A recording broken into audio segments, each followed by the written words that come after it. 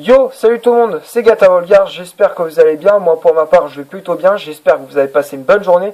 Aujourd'hui on se retrouve pour une nouvelle vidéo, donc on se retrouve pour le débrief du match PSG Nantes, match qui comptait pour la 19e journée de Ligue 1 Conforama, et c'était le dernier match de la phase allée de ce championnat, donc on a fini la première partie de ce championnat, même si on a encore deux matchs en retard, celle de la 17e et 18e journée, les matchs contre Dijon et Montpellier.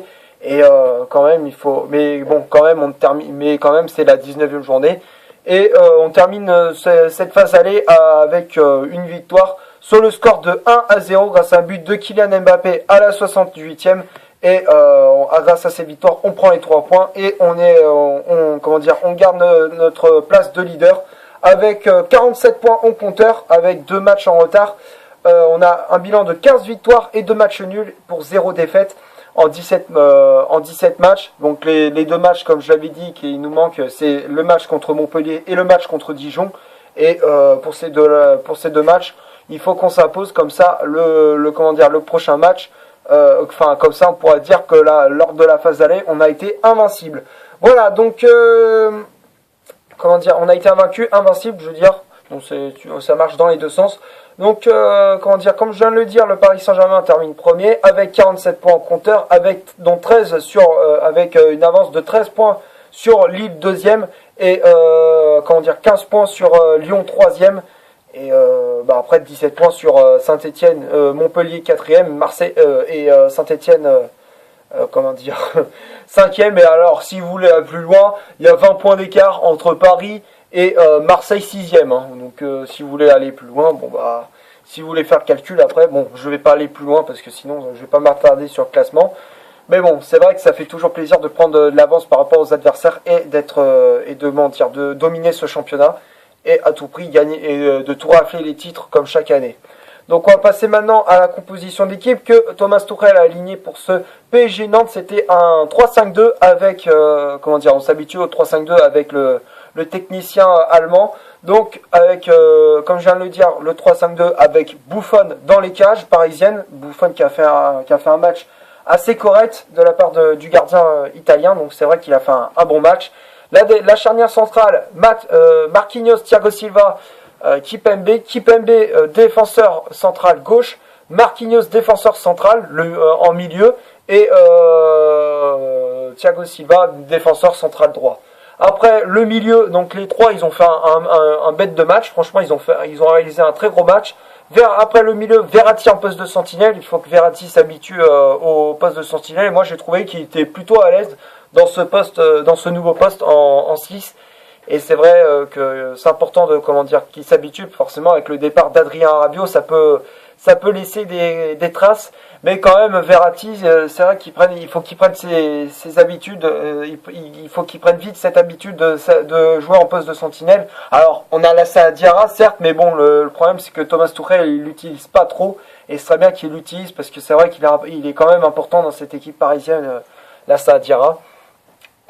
Même s'il est âgé de 33 ans, il est important quand même dans l'effectif parisien. Après, les milieux relayeurs, Di Maria et Draxler. Di Maria qui a été auteur d'une passe décisive sur le but de Kylian Mbappé. Draxler, il a réalisé un très bon match également. Bernat, milieu latéral gauche. Meunier, milieu latéral droit. Et le duo d'attaque, c'était Cavani, Mbappé. Neymar qui était absent, qui n'était pas sur la feuille de match. Il était parti en vacances avec sa famille. Et a laissé ses partenaires jouer en autonomie. Voilà. Et après, il y a eu aussi les entrées en jeu de Thilo Kehrer à la place de Thomas Meunier. Après, il y a eu aussi Dani Alves à la place de Di Maria et Choupo-Moting à la place de Cavani. Donc, je trouve que Thomas Tuchel, il n'aurait pas dû sortir Cavani. J'aime pas trop quand il fait sortir Cavani parce qu'on a l'impression qu'il fait pas confiance à l'attaquant uruguayen, et franchement, mais quand même, il est vraiment important dans l'équipe parisienne. Donc c'est vrai qu'il faudrait qu'il arrête de sortir Cavani, à moins s'il était blessé, je ne sais pas trop, mais c'est vrai que c'est un peu pénible qu'il sorte à chaque fois Cavani. Donc voilà, je préfère qu'il fasse qu'il garde Cavani dans le 11, qui joue pendant 90 minutes, et ça se trouve il aurait marqué. Mais bon, c'est pas moi qui décide, c'est le coach.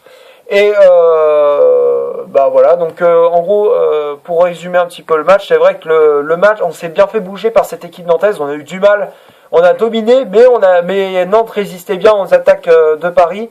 Donc il y avait aussi un but refusé aussi de Julian Draxler. C'est vrai qu'on aurait dû, déjà faire le pli dès le début du match, mais quand même, c'est vrai que je suis content c'est important de prendre de la confiance dès le départ, de dominer, d'asphyxier le jeu de Nantes. Il fallait à tout prix poser notre jeu et hop après, et on peut faire la passe à 10 comme on veut, de faire de transversal à droite, à gauche, d'envoyer des ballons dans la surface pour qu'un attaquant reprenne le ballon et ainsi de suite. Mais c'est vrai qu'on aurait dû faire ça dès le début du match, mais quand même il y a eu un joueur qui a fait ce genre de choses, c'est André Di Maria, et franchement je le félicite parce que c'est important dès le départ de prendre la confiance et de pas laisser l'adversaire avoir le ballon. Donc on va passer maintenant aux statistiques de cette vidéo. Donc Paris a dominé de A à Z cette équipe de Nantes, 67% de possession de balle, donc la possession de balle a été stérile pour les Parisiens, 67% de possession de balle pour Paris contre 33 pour Nantes, 9 corners pour les Parisiens dont contre un seul pour les Nantais. Il y a eu en tout 17 tirs au total pour les Parisiens dont 14 non cadrés, donc c'est vrai qu'on a eu beaucoup de déchets techniques. Donc c'est vrai que faut à tout prix revoir ça parce qu'auparavant on faisait des frappes, on était plus réaliste, on faisait une frappe cadrée, mais vraiment cadrée, même si elle n'allait pas au fond, on faisait vraiment des frappes bien cadrées. Là, il y avait énormément de gâchis. C'est vrai que quand il n'y a pas le trio au complet Cavani, Neymar, Mbappé, c'est vrai que on a plus de mal à réussir devant le but. Heureusement que Kylian Mbappé a quand même répondu au présent. Et sur les 17 tirs, il y en a eu 3 seuls qui étaient cadrés, dont le but de Kylian Mbappé. Donc c'est vrai que il faut à tout prix revoir ça parce que c'est vrai que ça peut poser problème pour la suite.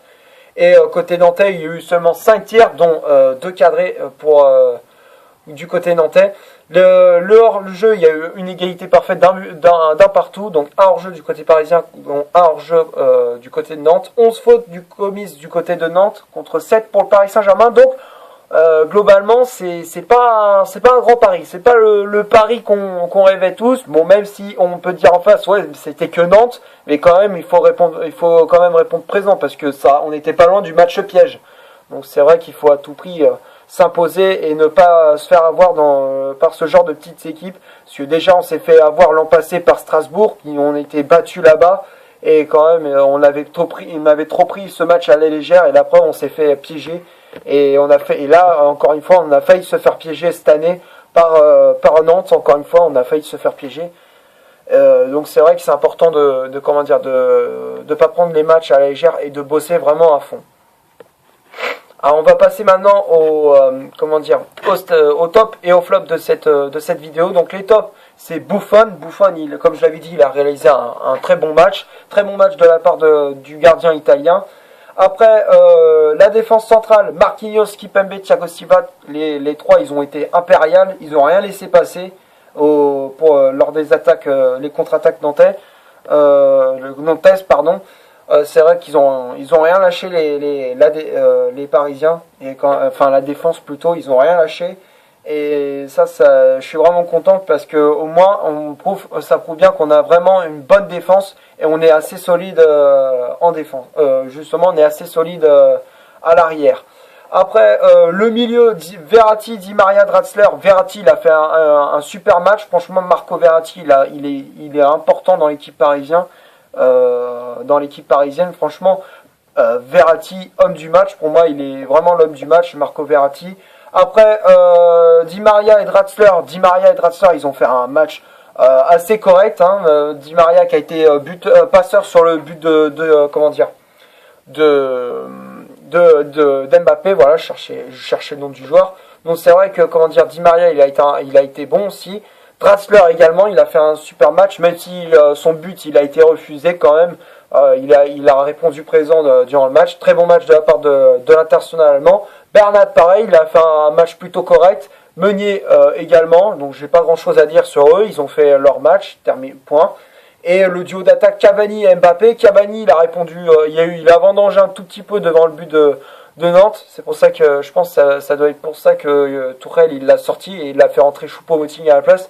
Mais j'aime pas trop quand Cavani fait rentrer Choupo-Moting. Alors certes, il a de la puissance et tout dans son jeu, mais le problème c'est que le problème c'est qu'il est un peu lourd. Il est un peu lent quoi. Il est pas assez rapide pour semer les défenses d'en face. Donc c'est vrai que j'aime pas trop Choupo-Moting, même si je dis pas qu'il est mauvais, mais je trouve qu'il est moins bon quoi. Après, comme je viens de le dire, Cavani il a vendangé un petit peu le but, donc c'est vrai que Cavani il a été bon, mais quand même il a vendangé un petit peu devant le but nantais. Mbappé il a fait son match aussi. Je le mets homme du match également. Hein, pour moi les deux joueurs qui ont été importants dans ce match c'était Verratti et Mbappé. Franchement ils ont répondu présent et ça c'est vraiment important pour Paris d'avoir ces joueurs comme ça. Et il faut à tout prix les conserver pour aller progresser le projet des Qataris pour Paris Saint-Germain. Et aussi les remplaçants Kehrer, Alves et Choupo-Moting. Comme je l'avais dit, Choupo-Moting je l'aime pas trop, mais quand même ça va, il a fait une bonne entrée et ça va. Bon, il fait une entrée fracassante, mais il a fait une entrée plutôt correcte. Donc c'est vrai que Choupo-Moting je le mets dans le top.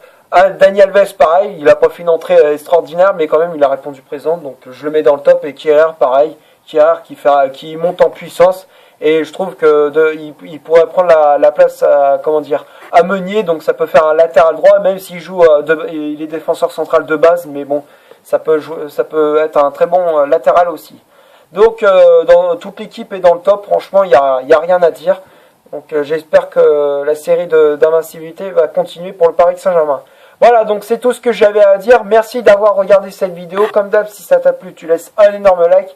Tu cliques ici pour t'abonner pour rien de rater de mes vidéos. Tu cliques sur la petite cloche aussi pour avoir des notifications, pour savoir quand une vidéo sort. Tu cliques ici pour voir une autre vidéo, que ce soit un débrief ou une vidéo gaming. Bref, tu cliques ici. Et moi je te dis à la prochaine pour un prochain débrief. Salut!